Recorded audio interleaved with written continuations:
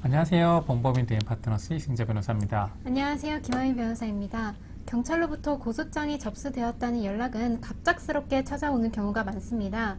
누가 어떻게 무슨 일로 고소를 한 것인지 영문도 모른 채 경찰 조사를 받게 되는 것인데요.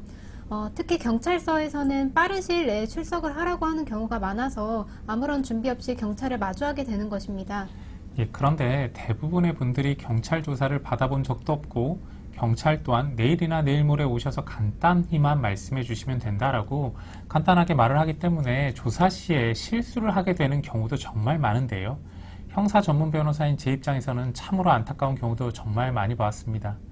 이번 영상에서는 이러한 경우에 어떻게 대처해야 할지에 대해서 그 방법에 대해 자세히 한번 알려드리겠습니다. 변호사님, 경찰로부터 출석하라는 요청을 받았을 때는 어떤 준비를 해야 되나요?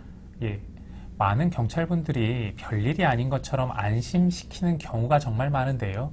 그렇다고 해서 정말 안심하고 가면 안 됩니다. 이미 경찰은 고소장하고 그에 대한 증거자료도 다 확보한 상태이고 심지어는 고소인에 대한 조사도 마친 상태이기 때문에 어느 정도의 구체적인 혐의를 파악하고 있는 상황입니다. 우선 제가 말씀드리고 싶은 것은 경찰이 준비한 만큼 나도 어느 정도는 준비된 상태에서 조사에 임하셔야 된다는 것입니다. 경찰로부터 연락을 받으면 아무래도 회피하거나 특정 질문을 하게 된다면 더 의심을 받을까 싶어서 많은 분들이 정해진 날에 바로 출석하겠다라고 하시는 경우가 많습니다. 그러나 어떤 혐의로 조사를 받게 되는 건지 물어보셔도 전혀 무방하고 또한 물어보시는 것이 좋습니다. 또한 개인적인 사유를 들어 출석 일자를 2주 정도 조정하시는 것이 좋은데요. 이는 고소장을 확보하기 위함입니다.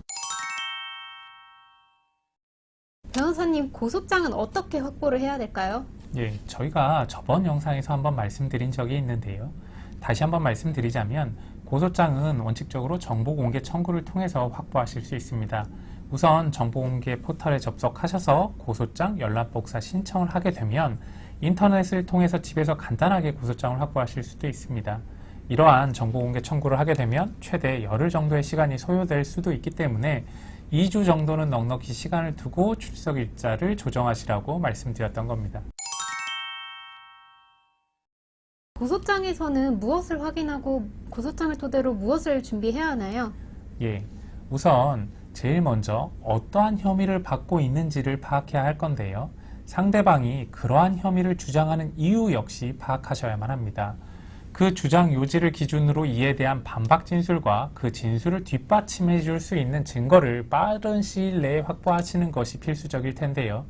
또한 경찰관은 이러한 고소장을 토대로 주변 탐문조사 등을 할 수도 있기 때문에 그에 대한 대비책을 마련하시는 것도 좋겠습니다. 주의할 점을 하나 더 말씀드리면 수사관이 통화하는 자리에서 여러 가지 범죄 혐의에 대해서 디테일하게 질문하는 경우도 있는데요. 그러한 질문에는 일단 답변을 보류하시는 것이 좋습니다. 진술에 대한 아무런 준비가 되어 있지 않은 상태에서 질문에 답변을 하게 되면 자신에게 불리한 진술을 하게 될 가능성이 매우 높습니다. 웬만하면 답변을 하지 마시고 경찰 조사 시에 답변하겠다고 말씀드리는 것이 좋습니다.